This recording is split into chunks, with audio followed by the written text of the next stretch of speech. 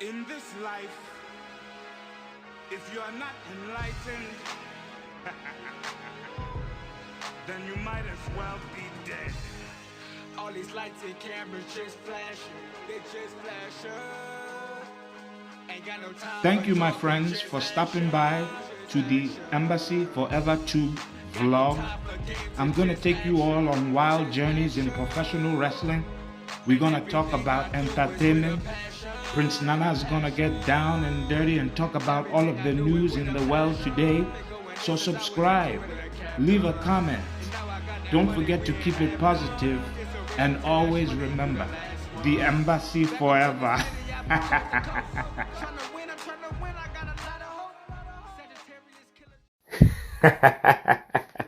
Thank you and welcome back to the Prince Nana Show. Hey, I hope all of you guys washed up and brushed your teeth. You know the routine, all right? Everyone has to be freshened up when they come stop by to the Prince Nana Show. You know the routine. Don't act dumb, all right? Don't act dumb, my friends. But today on the Prince Nana Show, I have a really special guest, all right? Somebody that Prince Nana has known since way back in 1996 when he was a spaghetti string. He used to train with Johhny Rodz at Gleason's gym, the WUW World of Unpredictable Wrestling. He befriended and became good friends and trained alongside Devon Dudley, the WWE Hall of Famer and ECW legend. He also went on to become an ECW legend by starting a faction that was taking on guys like NewJack and so on and so forth. Man, today's interview is going to be revealing, and I hope we get to learn a lot from this individual. Ladies and gentlemen, I don't think you ever want to cross him in the street and have any type of ill will, but he's definitely a great guy, and I hope we learn a lot from him. He is one of the founders of the faction, the Baldies, and he is the Kingpin Angel. Angel, are you there? Yo. Angel, are you there? Yeah, I'm here. Can you hear me? Wow. I was just telling, all right, as I was introing you into the show, I was just telling all of my followers how much of an inspiration, all right, how much of an inspiration, how much of a big brother, all right, how much of a general in this business you have been. Welcome to the Prince Nana Show, the Baldie Angel. Welcome, my friend. My man, Prince Nana. Thank you for having me on, bro. You're not trying to sell me something because you're buttering me up like big time. To sell you something. I'm always trying to sell you something. You know, I still have Vito's old trunks. I can sell that to you if you want. No, I'm okay, brother. I don't need that. How you been, man? I've just been busy, man, trying to be like you, live that Prince Nana lifestyle, man. Have beautiful women, have people throw rose petals in front of me, and just live that life. Hey, you know what? I've been trying to live the lifestyle of the Kingpin ever since you introduced me and helped me come up in the wrestling business. Man, how long has it been? It's been almost 30 years since we've known each other, right or wrong? Yeah, thanks for showing me that video when from back in the days. Yeah, it's almost like 30 years. It made me show my age. It's crazy. It's crazy how time flies, you know, and for anyone out there that don't know the history, okay, that don't know the history of Angel, the Baldie, all right, from ECW, all right. Angel, you know, you started at Gleason's gym with Johhny Rodz, all right, the unpredictable Johhny Rodz. How did you initially get involved with Johhny? Well, I mean, Nana, you know, I mean, you know how it was back then. I mean, I saw Johnny's show on, what was that show? Good Day New York. It used to be on Fox, Channel 5. Right. I know and that. And he did a segment with them, and then I just saw it, and I was like, hey, I want to be a pro wrestler. You know, I saw, because I was looking into like Bruce Hart school. I remember I was sending out, like, this is before the internet, you know what I mean? This is when you had to write things. Right. So I sent information for Bruce Hart, I think I can't remember where else, but it was some other schools that was not in Probably the. the Monster Factory. Yeah, correct, Monster Factory, Right. and but they were far. So then I said I'm not going to do it. So then that's when I saw it on TV, and then I went down and spoke to Johhny and signed up. Wow. That's. Did you know who Johhny Rodz was when you went down, or was that the first time you ever heard of him? I didn't know shit of him. Seriously, I didn't know jack shit of him. I'm not gonna lie, man, because I'm watching Ric Flair. I'm watching the Four Horsemen. I didn't really know too much about Johhny. I mean, I know he was in WWF and stuff like that, but I was like, man, I don't remember him. I know Hogan, I know Sheik, I know all the major stars, Grand Wizard.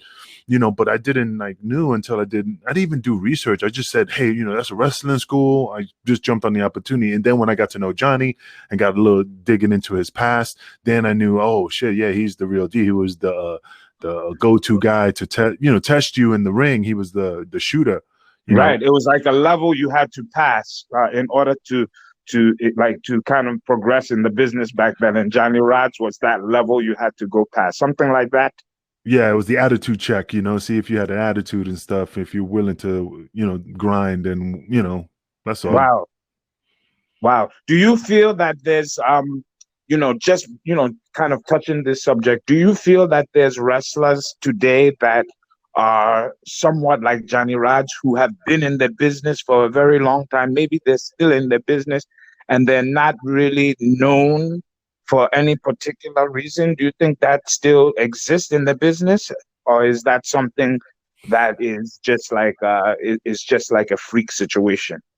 Well, I mean, be honest, Nana. I'm being honest with you. There's a lot of guys out there that have schools that never been anywhere, but they trained under somebody who had a name, and they're using that as their go-to to bring in students. But I don't see if they have.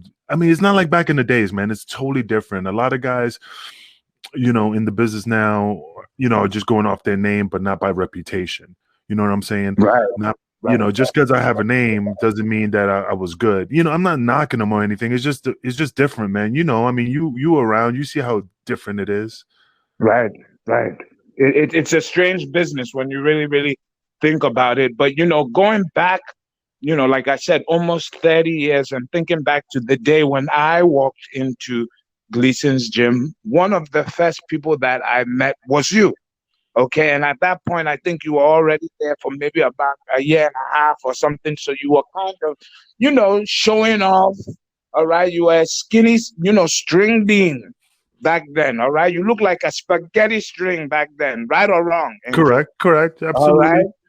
But you were flying all around the place, all right? You were jumping in the ring, out the ring, all right? You were in Johnny's office, all right? You were listening to his stories. You were breaking it down, researching it, getting back in the ring, beating people up, getting beat up. I really, really admired you back then. What was your drive?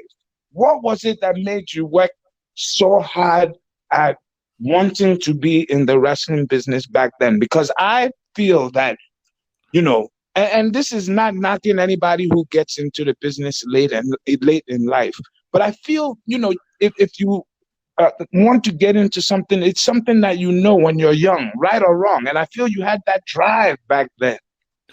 Well, I mean, like I said, Nana, and again, it's for being from the hood, man. I mean, you know how it is back in the days when people just not say look down on you, but say you're never going to get past the projects and you're always going to be a statistic. I believe that, I'm not saying I was going to make it. I just had that hunger. I said, man, I have to try. I mean, to this day, and again, I'm not knocking my peoples and stuff, but, when I left Queensbridge and, moved forward in my life, but then, 30 years later, I go back, the same people I saw sitting on the park bench drinking 40 ounces 30 years ago, 30 years later, I see them still sitting there and they live on the other side of the block. And I didn't want to die. You know what I'm saying? I just didn't want to die in the projects. So I wanted so I just wanted to make an effort. I just wanted to try 100% and see if I were able to at least get to a point. Yeah, I mean, just to make it. I mean, even if I didn't make it, at least I tried and I can't complain.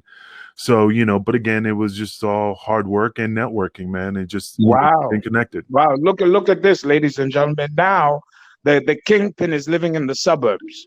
Huh? You're living in the suburbs now with the picket fences. All right. Do you have like a white pony in your backyard as well? No, I wish, man. But when you make it is when you move into the suburbs and your white neighbors look out the window and go, damn, I gotta move. Property value is going down. Happen with you yet because you have a bald head and you look like Johhny Rodz. You look like a Spanish guy. So that's you're safe right now. What is your background actually? Because I know what your background is. All right, I know what your background is. But why don't you tell everybody what your background is? Because everybody's running up and down. Oh, they're proud and this and that and so on and so forth. But you are one of the guys who was really kind of showing the ethnicity of your character. Tell these people about your character and where you're from. Well, I'm from my family are from Puerto Rico. I'm from Queensbridge, New York, born and raised. I was born in Brooklyn, down in Kings County Hospital over there. And my mom and dad are from Puerto Rico, born and raised. And basically, I'm from the hood. I grew up there for a very long time. And then my mom still lives there. I'm trying to get her out, but she's stubborn. She wants to stay there. And, basically, what's funny, dude? I did that 23andMe app. Man, right. I'm like 53.9% from Africa. I didn't even know that, bro. I always told you, Angel, your nose, man. All right, you have a nice thick nose. All right, in Africa, that's like a sex symbol. All right, but go ahead. But yeah, man, that was just funny because I was like, oh man, Puerto Rico, Taino Indian, and I'm going down to my lineage. Want to see how far I can go. Maybe I have some royalty and shit. And then I get my results. All of a sudden, I'm like, I wasn't mad or anything. I was just expecting something else. You were shocked. I was like, you were shocked. I was like, that's a beautiful thing.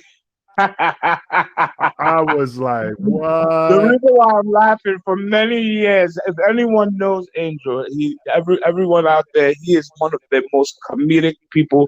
I always wondered why you didn't do stand-up. All right, I always wondered why. Okay, yep. But I knew deep inside that one day you would find out, and I always wanted to see your face. But that's a good thing that you did the 23. But check it out, man. I even brought it up so you get a kick out of it. Here it is: 49.9% from Africa, and it breaks it down: 35.5% West Africa. You're like this one. Wow. You're like this one: 12.3% from Guyana. Wow, from Ghana. 11.3% from Nigeria, and then wow. It goes on. That shit here, I don't even know, but some 10% from East Africa, Southeast Africa, I don't even know. And then when they talk about the Spanish part, it's a very little bit thing. Life is funny. Life is very, very funny, and I always was very close to you because I always knew you were family. All right, I know it sounds crazy. All right, but you've always been family, and when I'm talking about family, I'm talking about family in the wrestling business and in life. All right, you have always been very close to me. You've always, given everyone the shtick, from white people to black people to Chinese people to Spanish people. So that's one thing I really, really liked about you, Angel. You should get into comedy. Well, we'll see, man. See what's the next level for the Kingpin. But like I said, Nana, you're an example too, man. I knew you from the day from high school all the way to now, and every time you're always an entrepreneur. You're always doing something different. You're even writing a book. I don't know if that's supposed to be put out there, but I better get the first print, autographed. Fresh off the fucking presses. I want that in my collection. I'm very proud of you. Like I said, you never cease to amaze me with your passion, and you always come up with new shit. I think when you're done and I'm like, he's done. He's done nothing else. You always come out, hey, I'm selling, I just did this. I don't know, man. You always come up with something new and improved, Thank you. I appreciate that. And I think a lot of that comes from just hanging around you guys and you guys placing me in places where I needed to be. And this goes to my next question. ECW. All right, that was the turning point in your career, because in the beginning of your career, you were doing a lot of the independent scenes. All right, you were in a huge feud. All right, a big feud for like 2-3 years with Kid Arman, aka Kid Onion. All right, that's my friend. I love him. I love him. All right, keep yourself. If you're out there, I love you, my friend. Okay, but getting back to, you had a crazy feud with that guy up and down the Northeast.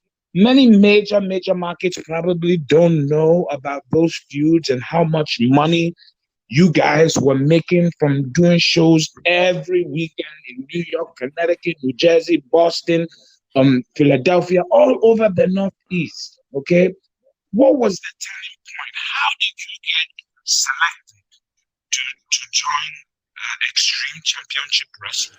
Well, brother, I mean, that was just by accident. I'm being honest with you. And the reason why I said by accident is because we were at Gleason's, and I don't know if you were there or not. I just can't remember. I just vaguely remember the situation. And Jabba Shabibi was in the ring, and we were just talking while watching everybody else. Jabba Shabibi, he's a manager, a local manager on the Northeast. Sorry, go on. Yeah, so he was in the ring with me. And I think the guys were just working out, and we were just waiting our turn. And he said that he goes, man, I'm just so busy. Last week I went to Philadelphia, and of course I said, for what? And he goes, well, I went down there because Devon invited me down there, and I've been doing some referee work, with them. And I'm like, oh, well, that's cool. And he goes, yeah, I'm going this Friday. No, he said, I'm going this Saturday. And it was like a Monday or a Wednesday where we were talking about it. So I forgot about it. And then when Thursday came, I think it was Thursday, I said, hey, man, you're getting ready to go this weekend to Philadelphia, huh? And he goes, oh, man, I don't know, man. My car's been having issues, and I really don't know if I'm going to be able to go. And he goes, well, bro, I don't mind. If you don't mind, I ask. I mean, I'd be happy to take you. I would love to go down there and check it out. Just ask Devon if it's cool. So he goes, all right, let me ask him. So when he asked Devon said, yeah, it's cool, man. Just tell Angel to come down and tell him bring his bag. And then I'm like, all right. So basically, I went down there, and I think Java didn't go. I can't remember, but I just remember showing up, and still, and I think he did go. But we went, and I showed up, and Devon told me to get dressed, get in the ring, and Tracy Smothers, Nova, Chetty, all of them were in the ring, Guido.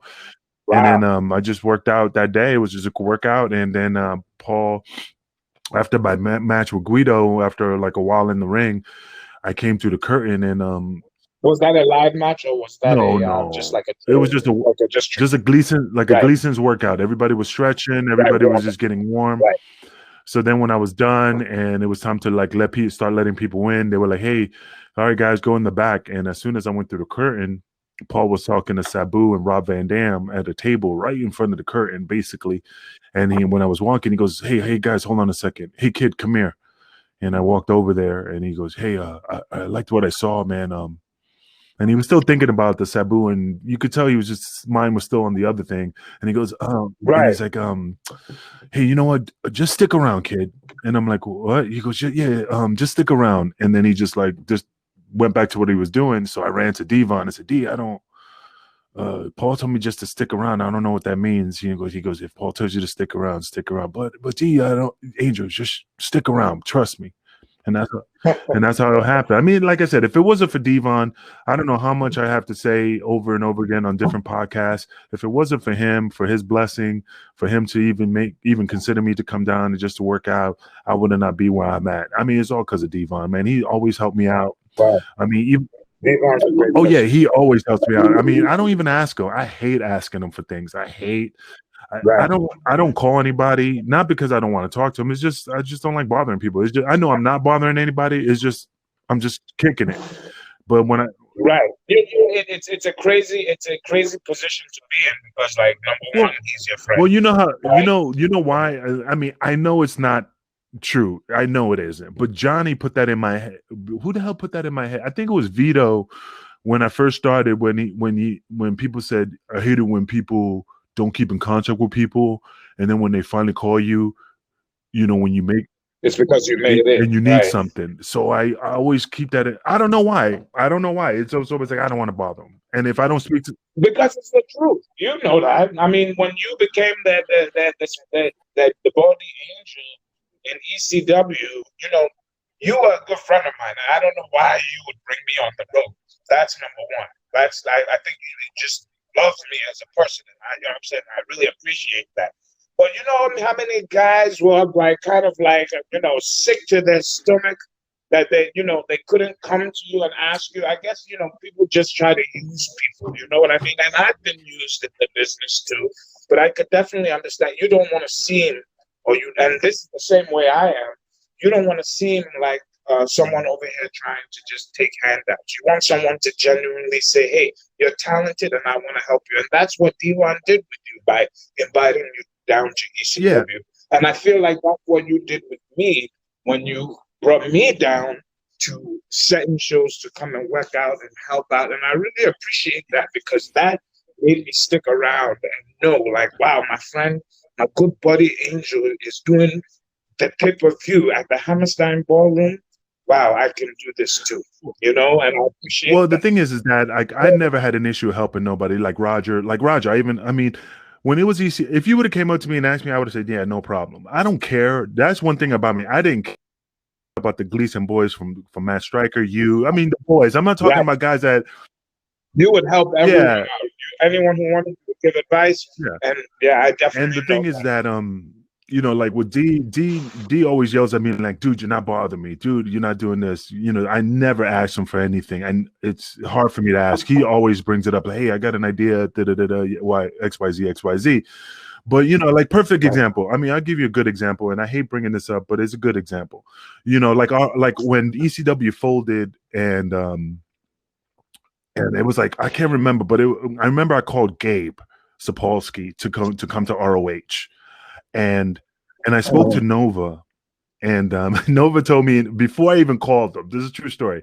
Nova's like, yeah, man, I don't know what's up with Gabe, because I called him to try to get a spot, and he was like, well, yeah, do me a favor, send me a video and your resume of your accomplishments, and send it to this. And then I'm like, and then when he told me that, I'm like, whatever, I'm gonna reach out to him. And I reached out to that fool. And again, I'm saying fool, like I joke with, like I call you a fool. No, I know. I spoke to him, and he literally said, yo, this Angel, I really send me some pictures, a video. And I'm like, yo, dude, this is me you're talking to. I never disrespected you in ECW. I never told you to give me donuts, because he was mad because Just Incredible. And I remember this mentioned that Gabe used to like be a gopher. Gabe used to get us coffee and stuff, and he got hot. I mean, Paul Heyman, Johnny even says that motherfucker used to be in the locker room with his camera, getting us sandwiches and ice cream bars. So, but nobody wants to know. Nobody. I mean, Nana, you used to take our promo pictures for your school thing. I did all the promo pictures. And I'm proud to say. But the problem with some guys who started out in the business from the bottom, like, I don't want niggas. They don't want people to know. Yeah, they don't want to know. I used to get coffee from. So apparently he got hot. This is a story that I heard, that he got hot. That PJ brought up that, yeah, he used to get his coffee, he used to run errands for us, but not like disrespectful. I mean, that's what he did. But I never asked that fool for anything. I always went up to, hey, Gabe, how you doing? How's everything? You know, really nice. Never asked him for anything. Right. And then he comes out the gate telling me, like, I mean, just tell me no, dude. Hey, I don't got no stroke. I don't have no pull. But don't tell me. Well, nothing right now. Yeah, but don't talk to me like you don't know who I am, especially if I was with you for 4 years. I mean, you know, like with ECW, and you know what I can do, and you're gonna tell me like, yeah, send me a video so I can see what you could do, mother nigga. Forget this, man. And I got hot, man, because it was like a disrespect. I can imagine. You know, it's funny because I feel like around that time, and you know, I have a relationship with Gabe also, but around that time, like, you know, it's almost like what's going on, I guess. You know, it's hard to explain. You know how when there's like Okay, yeah, it's like what's going on right now. You know how AEW is coming out right now, and like all the fans and all the wrestlers are like shitting on every other company, like, oh, that's shit, like, you know Yeah. what I mean? It was kind of like that, and like without giving the respect to what the people in ECW were doing. It was like, oh, okay, well, ECW is dead.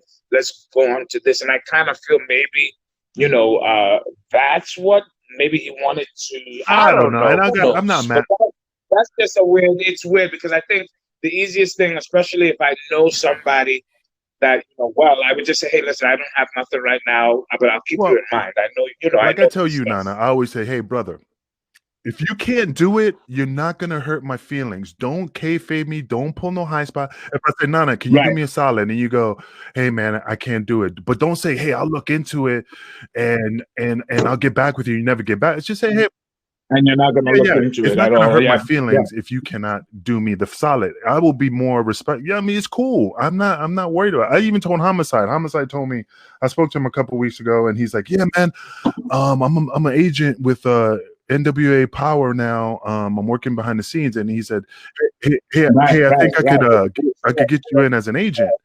And I said, Nick, I said, yo, Good. Homicide. And he said, No, I said good. That's and good. he said, and I said, oh, really? Cool. He goes, hey, let me get with them and I'll get back with. I said, dude, don't tell me you're gonna get back to me until And I said, I'm not gonna get mad if you can't give me a spot. I'm not concerned, but don't smoke screen me, and then later on I'm gonna come at you to just how Angel is. Like, come on, man, really? Right. Yeah, that's your buddy, so you're gonna give him the rough house. You're gonna be like, what happened to my phone call? Be 100 with me, man. I am not concerned about not getting a spot. I know you tried your best, and even if you did it, if you can't do it, you can't do it. I'm not gonna get mad. You do not owe me anything. Right. Right. No, when certain guys in the business, like when it comes to these things, one of those guys is Homicide. Homicide, he always was a guy that kept straight up. And if he ever told someone, hey, listen, I like you, and you know this already, go above and beyond. It's just, the biggest problem I feel, and that's just, you're lucky to have, I'm lucky to have you, and like the way I'm lucky to, like the way Homicide is lucky to have you also, and we're all lucky to have each other because, the racial inequality, okay, in professional wrestling is a discussion that needs to be discussed on a regular basis without people being belligerent. All right. I don't know if I make any sense there right now. Okay. Because I've been in 26 years. All right. Yes. I came up, originally as a naive kid who really didn't understand racism until I really got into the wrestling business. Yeah. Do you think that there's ever going to be a time in the wrestling business where race will not matter? You know what? To be honest with you, I was just, it's funny because you were bringing that up because I was looking at, while I was waiting for you to do this podcast, I was surfing on Facebook and I bumped into a message group where they had a picture of the NXT champions, and I'm looking and I'm like, I just noticed that the only person that is heavyweight champion that's any form of color is Samoa Joe and Big E, and I think, and regardless, I mean, everybody was white. And again, I'm not saying it's a racial thing. It's just, but look at Bobby Lashley. Anybody who wins the title, it's always quick. Like they'll give it to you, they'll give you a push for a little bit, then poof, it's gone. And look, Kofi Kingston, perfect example. Great athlete. Love watching him. It was a great angle that he was holding on to that title for a good minute. And then all of a sudden, he loses to Brock Lesnar. Poof. Kofi Kingston is... It's like we didn't hear anything. Yeah. It was kind of like... Yeah, he's still doing what he's doing, but I'm like, okay, he was heavyweight champion. I figured they'd be doing some more stuff, but I mean, look at trying to get the belt back. Yeah, but look at Seth Rollins. You know how many times he lost the title and he's still in running for the heavyweight title. He's always running for the heavyweight title, but it's never a brother that's always in running to continue a good story. You know what I'm saying? Continue to heavyweight championship. Why is that? Why, Angel? I don't know, man. We're not. I don't think we're considered I don't know, man. I can't even say. How is that? How is, this is why I'm saying this, because it's a known fact throughout sports, okay, that all, whites, blacks, this and that, we're all equally, able to do these things, And when you look at the NBA is almost 80% black. I mean, don't get me wrong, it's, they're going for the power players and the power athletes or whatever it is that they're looking for. I don't know if white people are not interested in becoming NBA players anymore, but I don't think that's the truth. The urban dollar, okay, I'm going to say this again, the urban dollar in entertainment and in sports entertainment and in sports is a really, really important part of the piece of the puzzle. And I think Vince McMahon had that down pat, but it was always kind of like iffy. It was iffy. And I don't know if it's because the wrestling business needs a union. What do you think? I'll be dead by the time that happens. And you're right, because the thing about the union is that Vince doesn't want the union because supposedly we're supposed to be private contractors, but we can't do anything. How can you be a private contractor, be your own boss, but then you have a 90 days no complete, and they have you doing other things that are just like regular employees? I don't know how he's been getting away with it for so long. And I'm not hating on Vince. I'm just still intrigued that he just got it. He's got it like that. I mean, we do need a union. We do need representation, but I don't think it's going to happen because Vince got it locked up, and nobody wants to be blackballed, and they're afraid to get blackballed. But right now, to be honest, I'm surprised, that nobody not stepped down, but like due to the coronavirus, because I was watching a lot of things, like a lot of guys were hesitant to perform, but they're still performing. And in one podcast I saw that they were talking about they should strike now because they have the power, and this is the time. And I think this is what it could have been the right time for them. Like, we're not wrestling, we're building a union, and you need to listen to our demands. Again, I'm just looking at it from outside and seeing it that way. Right, it's just an observation. I mean, people are going to sit here and say that we're trying to start a conspiracy theory. That's up to them. You know what I mean? I don't, it's like you can't just talk your mind. Yeah, it's really, unfortunate that we have to sit here and talk about a wrestling union. And the reason why I say that is because talented people, all right, talented people like you, okay, you've been through fiery tables, all right? You've thrown off of balconies, all right? You've, almost broken your back. You've almost broken your leg. You had blood coming out of your face. You have done a lot for the business. You have done a lot to help create and keep ECW out there when it was on its last legs in the wrestling business. I feel like people like you should be celebrated and should be rewarded for what you've done in the past. It seems like right now, we don't have that. Yeah, but the problem is with my brain process is the things that Johhny instilled in me, like the business doesn't owe you shit.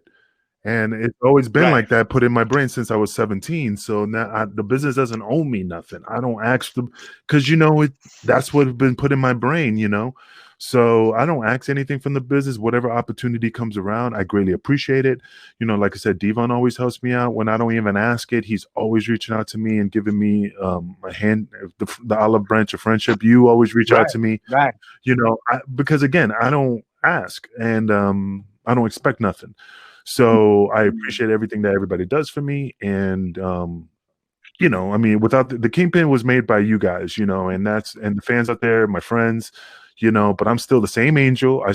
I joke with you the same way I joke with you when we first started. From the beginning.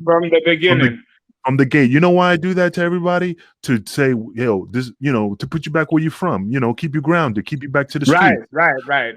You can't forget where you're from. I think you used to call me Prince Nana, the dark treat. Like, I don't know where I don't know where that came from. But it was definitely from Gleason's gym. I think you had a part to do with that. Yeah. Like a Homicide, I'd be like, yo, shut up, Nelson. And he hates it when I call him Nelson. You call him by his first name. Yeah, but the thing is, I know him. He calls me Spanish Angel. because that's Right. who I am. That's who I am. That's where I first started. So I don't mind, Right. you know. That's what I like calling you too. Yep. Yeah, I don't bother me.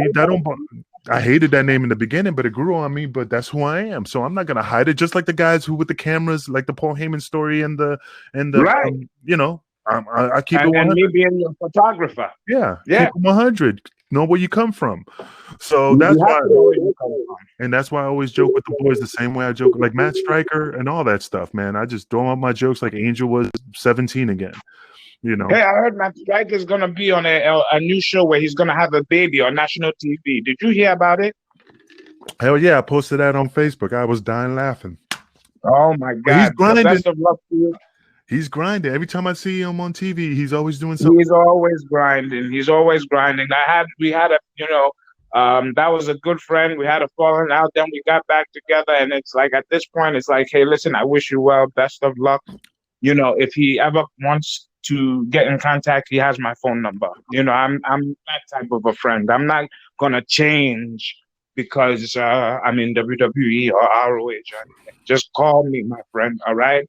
Yeah. And one hand washes the other. But what I wanted to ask you real quick, and I know we're running tight on time, but I'm gonna try and get a bunch of these questions in real quick. But do you joke around with NewJack like that? Do you call him by his first name also? Nah, man, I don't. I mean, NewJack's cool, but we're not that cool. You know, I mean, I'm not saying cool. Like, why? What happened? No. It's nothing bad. It's just that we keep it. I mean, he's cool. It's just I don't take liberties like that because we're not that tight. You know what I mean? We're friends, and we'll. Why didn't you become tight with NewJack? He's a brother. You are a brother. You just found out you're 90%, almost 80% from Africa. All right. Why? Were you afraid of him? Was he that type of person in the locker room that really was unapproachable like that? Oh, no, man. We were cool. We just never clicked. I mean, it was just something we just never like sat down and hung out, and we just kept the business in the ring. We joked around a little bit, but we never hung out. We never hung out. You know, we just did things in the ring, maybe talked in the locker room. You know, but we just never got to the next level of that type of friendship. You know, yeah, we throw a couple of jokes here and there, but I never put him on blast like that because, you know, he was a professional. And did you see the dark side of the ring? I know, right? And where the hell was Angel at, man? I got stabbed in the ass with a fork. I should have been put in there too. The only thing that threw me off, it made it seem like Vic Grimes was all by himself. That was the funny part. Oh my God. I think if the ass in the fork story came on there, I would have just like started crying because I cried a little bit for the old 100-year-old man. I did shed a tear. All right, I did shed a tear when I saw him getting beat up in the corner by NewJack. No, but it was mentioned in the after show, the dark suit. We had Tommy Dreamer. Tommy Dreamer brought it up in the comments, and so that was pretty funny. And like I said, Jack was a different breed. He was cool. I mean, I had no problems with him. We always worked together real good. I mean, with those stories, those are people who didn't know how to just, I don't know, man. I can't speak for him. I can only speak for myself. We had a good relationship, and I respected his style, and he respected me, and we just kept it professional and worked hard together to make something happen. But with the other stories, those things, I was like, man, ooh. You were like, where the hell was I? What the hell? You're like, shit, this shit really did happen. But you know what the funny thing was? It's not that, okay, I could tell you a little thing that they didn't bring up in the show. The reason why that heat became big is because in the beginning, what heat? Which one? The one where he fell on NewJack when he in that Connecticut show. The reason why Jack was mad at him the most, this is how it trickled down. This is the domino effect. When we first had the match, he said, "All right, guys, we're gonna do this match, and we're all gonna get laid out." And we're all going to get laid out, and we're all going to get carried away. And so we're like, cool, bet. So when it happened, dumbass, and I'm calling him dumbass, Vic Grimes was walking away, pounding on his head, like we were supposed to get carried out. So I was carried out, Tavita was carried out, but Vic Grimes just walked and started showing off. And he wasn't. Yeah, he was showing off. So then when he went to the back, he started chipping. You said Vic Ryan wasn't being carried out. No, he walked out.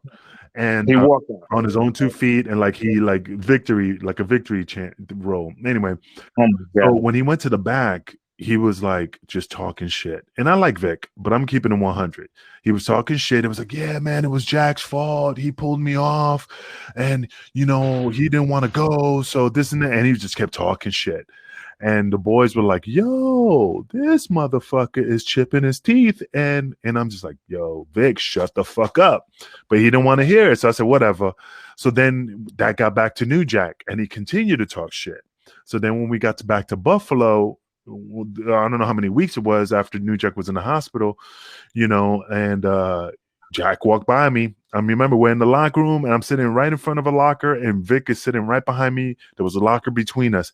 And swear to God, bro, Jack was walking by me. I said, yo, what's up, Jack? He didn't acknowledge me. He went over there, saw Vic, and I'm assuming he saw Vic because remember, I was on the other side tying my boots. Well, hold on, Angel. You went out real quick. You said he saw you, acknowledged you, then he went towards Vic, and then what? No, when he walked by me, I said, yo, what's up, Jack? He didn't acknowledge me. He had tunnel vision. Oh, he didn't. He was like, fuck this guy. Okay. No, he was like, I'm on a mission. So when he walked by me, Vic was sitting behind me on the other side of the locker, and he slapped the shit out of him. What? Yeah, he slapped the shit out of him, and real loud. And I could feel the locker move behind me. And then when I started doing the Harlem Shake, huh? Yeah, so when I looked, they're face to face, and Vic was like, yo, Jack, why you gotta be like that? Why you gotta be like that? And Jack was like, yeah, I can't remember what Jack was yelling at him at, but I knew it was all about the you talking shit and all this shit. And that's from the fall, from the talking shit, from not walking. I mean, it was to like, that smack. To that smack, it just built up to all that, man. Jack hated him, man, and I'm just like, and wow, I guess that was that, and I didn't know if this was it, but was that the ending of them wrestling together? Was that their last match when he threw him off the scaffolding? Yeah, I was. Every time the Baldies were involved, Vic had to take a powder. So, and the powder means just leave the ring. Right. So, no, I'm just telling the fans out there. Right. So he had to bounce. Every time Jack hit the ring, and I had to take the heat. Which was fine. I took the beat, and that's part of the story of the character. But yeah, he didn't want nothing to do with. Paul did not want Vic to get hurt, and he just said every time Jack hits the ring, you take off. That's it. And that was it. So they kept that distance, and then of course the rest is history with XPW because Jack just waited his time and got an opportunity to wrestle Vic and told him, "Nah, well, we're cool," and then fucked him up. This interview can go on forever and ever and ever, but I'm gonna ask you two more questions, all right? And we're gonna try and wrap it up. And real quick before we even do that, where can fans find you if they want to learn more about you? And I heard you're doing a podcast yourself. I think I was a guest on your podcast, right? There was one guy that wanted to do toenail clippings for me. I think I wanted to hire him to do my toes. Yeah. Well, but brother, yeah, absolutely. You were on one of my podcasts that didn't that died off, but I have a new podcast called Wrestling with Tragedy with Kevin Rodriguez, who is he has his own show called The War Room. And then Pierce Austin, who's from Australia, great guy. He has a show called Shooting the Shit with Pierce Austin. But we joined together and did a podcast called Wrestling with Tragedies, where we talk about the conspiracies and the scandals in pro wrestling. Oh, wow. Yeah. So we talk about those stuff. Yeah, man. I mean, learn it from the best, learn it from you. So we've been grinding and working hard. I mean, I've been posting a lot of stuff on Facebook and Instagram.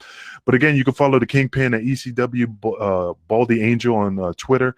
I'm on Instagram, Angel4Q.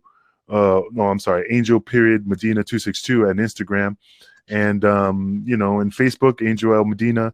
Yeah, I'm very easy found, but definitely subscribe, and check us out on Wrestling with Tragedy. It's one of the hottest shows out there right now. Wow, that's great. Other than trying to steal all of my girlfriends, okay, other than that, all right, is there anything in this business? Can you just give me 2 or 3 things in the wrestling business and in life that you would have done differently? Yeah. One, I would have definitely not I would have definitely focused more after Puerto Rico. I would have definitely kept in contact with a lot of people. I kind of like fell off after I had that heated situation in Puerto Rico. But anyway, two, I would have definitely would have jumped on the ROH bandwagon during the time after ECW. I would definitely done that. But I don't regret it. It's just could have been another opportunity for me to continue in other aspects. And that's it really, man. There's not a third one, man. I mean, I'm really happy. Maybe I would have just stuck with the police department a little bit longer, but you know. Oh, you're no longer a police officer in Kansas? No, I'm no longer a cop anymore. Oh, okay, okay. I know you're just doing the entrepreneurial business things as far as like business sales and then working on their YouTube page.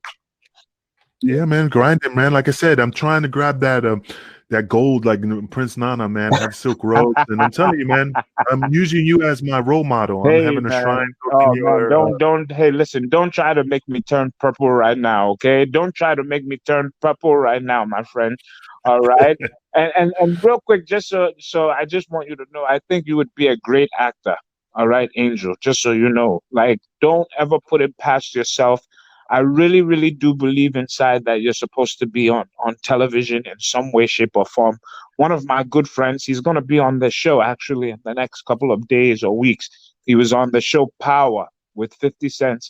You know, I can see you playing the role that he was playing, which was the I believe it was the Black Grimace role that he was playing on the Power show. You know, so definitely, look in, my friend. They need big, Spanish, Latino, looking people like you. So it's something I think you should definitely look into. But before we go, I'm going to throw some names at you.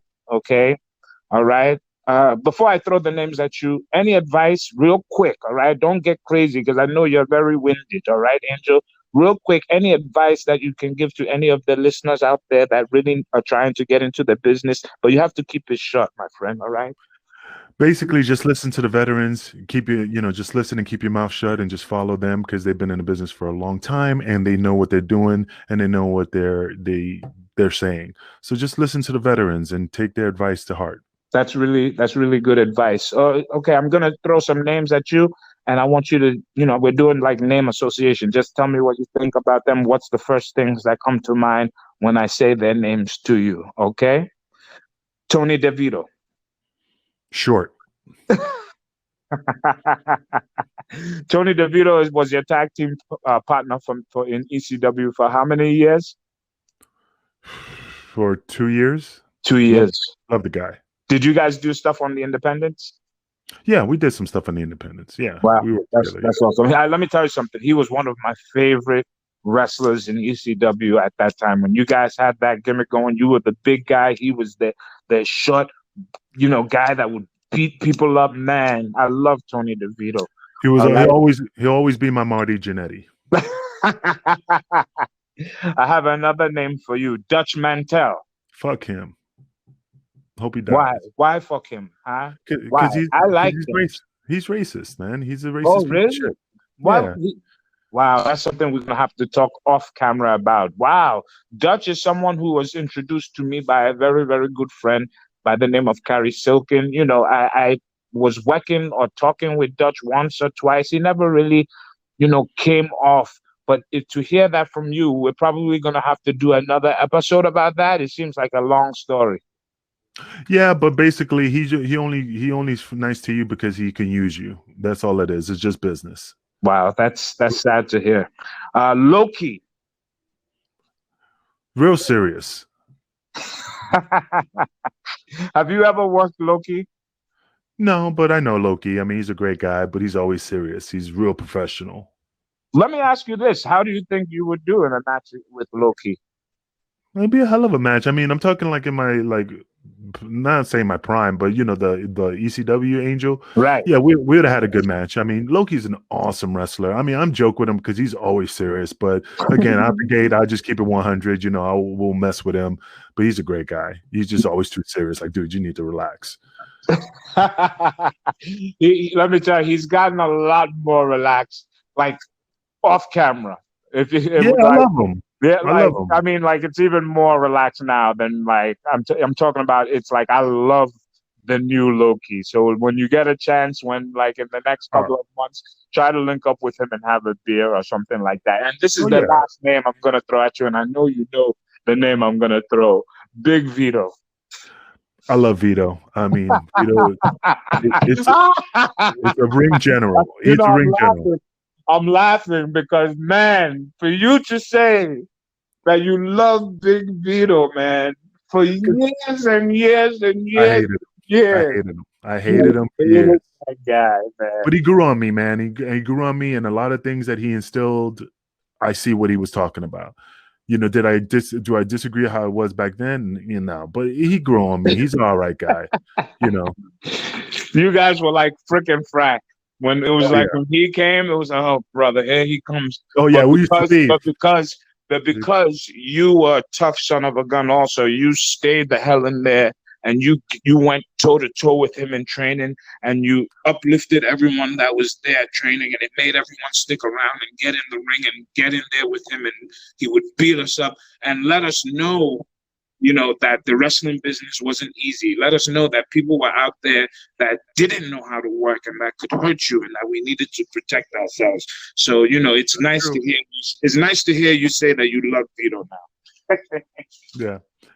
Well, hey, I know you know your time is limited, but hey, I want to say something to you, brother. I appreciate you, you know, no matter how much I joke with you, no matter what. I mean, because, you know, we lost a lot of friends, you know, especially with the coronavirus. You and all the boys, no matter how much I joke with you, no matter how much I rib you, it's out of love because I respect you. And that's what it is, man. You know, I love you and I always will love you. No matter how much I joke with you and rib you, it's because I love you. Thank you so much, brother. Like, to be honest with you, and before I let the fans go, make sure that you follow Angel on all of his social media platforms. What is your Twitter handle? It's ECW Baldie Angel. And then what's your Instagram handle? It is A.Medina 262. All right. And everyone, you know that you can follow me, Prince Nana, on all of my social media networks. All right. If you need to get in contact with Angel, leave a comment. All right. Down in the comment section. Make sure that you subscribe. And Angel, like I told you in the beginning, all right, of the show, and I told my followers in the beginning of this show, you have seriously been, and I'm not just saying this, and I know sometimes it takes me forever to reply to my inbox messages and my cell phone calls, but you know, I live this kind of like this fake luxurious lifestyle. You're bougie, Nana, you're bougie. But I want you to know that I love you too, brother, from the bottom of my heart. I have a picture. All right, I'm probably gonna post it with this particular podcast where you're giving me a kiss on my cheek. And that's how long we know each other, because you've been a brother to me. You've watched me grow up. You've protected me. You've showed me the ropes. You've always stayed, you know, involved in my career. We even had the same financial guy, Brian Carr. We did a lot together. You went with me to get my first and only big tattoo. All right, there was nobody else that I could take with me but Angel to go and get this tattoo, because I knew how much it was going to pay. And you took me to the village and I got my tattoo, and it was with you. All right. So the history between me and you, it's love, brother. And I want to let you know I love you too. Thank you for coming on to the show. And you could come on here anytime. And let me tell you something. If you still have miles in you, when these rings open up, I might just bring you back into the embassy as my bodyguard. But you know what? Time will tell, my friend. Take care, Angel. Take care, Nana. I wish you the best, and holler at me. All right. Take care, guys. Take care. Thanks for having me on.